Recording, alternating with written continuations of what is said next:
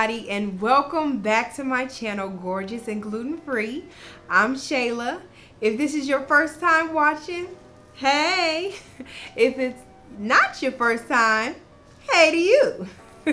So today I just kind of want to talk to y'all about, so you decided to go gluten free, or you're thinking about going gluten free, but what's next? Kind of where do you go from here?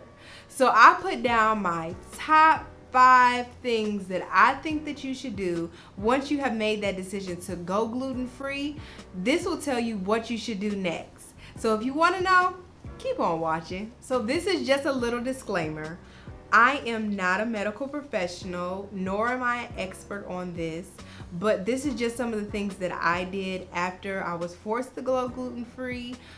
Because of my allergen or my intolerance to it. I don't have celiac disease or anything like that. I just have an allergy to gluten, meaning the wheat, barley, rye, those types of things that you normally find in breads, pasta, all of that. I'm looking at my notes down here, so if you see me kind of look down, that's just me looking at my notes. I just don't want to forget anything. So the first thing that you should do if you decide to go gluten-free is research. I mean, some of these tips that I'm going to say, they sound like something that should be common sense, but really you don't think about it until you really have to do it. So the first thing is research, and that means researching the foods that you can have. So one of the things that I did was to make a list of all of the foods that I could eat. I didn't try to go to, because it was discouraging for me to look at foods that I knew I couldn't eat, but I made a list of all the foods that I could eat. So once I did that, I went back online and I started to look up recipes that included all of the things that I knew I could eat or could have in them.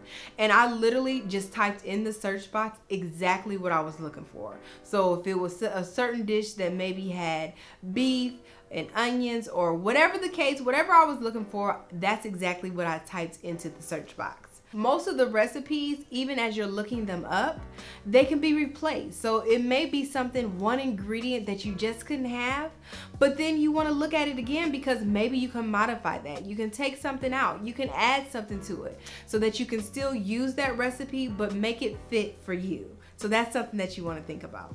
The next thing, or my second tip that I have, is for you to plan. So what does that mean?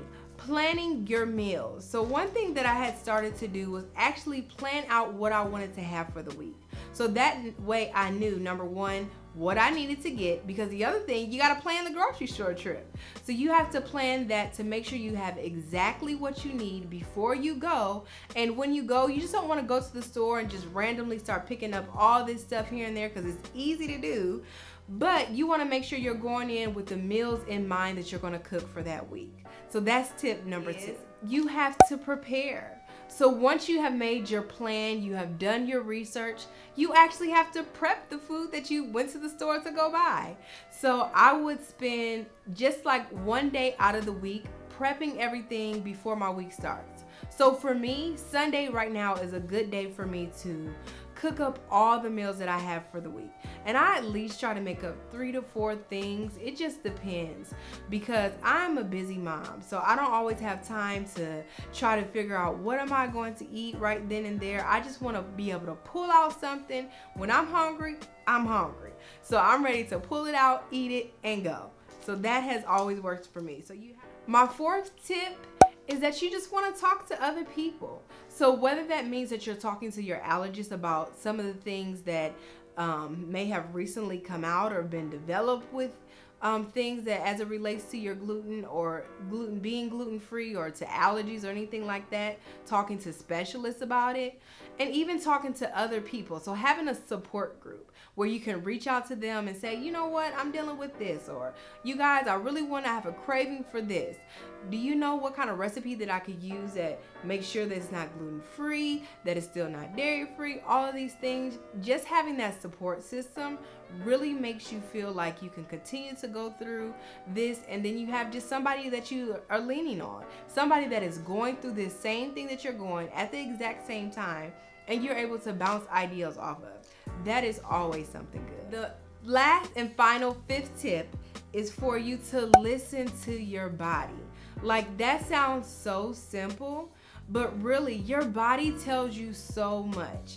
I mean, when I started going through this, one of the things that my body was telling me, I had eczema like crazy. I've always had eczema all of my life, ever since I was a baby, but that was one of the signs that told me something is going on. I never had eczema like how I had it before.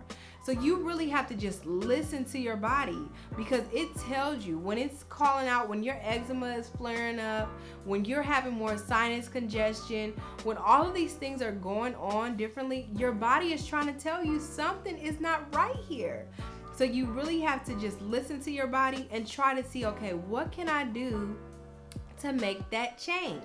So that is tip number 5. So I hope that you all like, share, and subscribe this video. Let me know if you have any questions down in the comment section. If you all have ever experienced anything where you're feeling like you're having issues with your body, write that down. Let me know. Because the one thing too, once you're having these things and after you figure this stuff out, you want to make sure that you connect with somebody that is a specialist, that is a medical expert, because they can also help you, direct you to what may be some next steps. One of the things about me, I really try to mostly go the natural route, but the doctors are always there to help you. They can offer some of those things for you. There are naturalist doctors out there now that can help you with those types of things. So you just want to keep that in mind as you're going through this. But you know what? Just stay encouraged, because I know this journey can kind of get discouraging as you're trying to figure out what you can and cannot have. But don't let it get you down, because once you figure it out, that's what I say. Once you figure out all of these 5 things and you put them into practice and into play, you will really notice a difference in your body and in your life, and you really start to feel better about yourself, and that you can really navigate through these types of things. So again, y'all, just keep living, but make sure you sprinkle a little glam. See y'all later. Bye.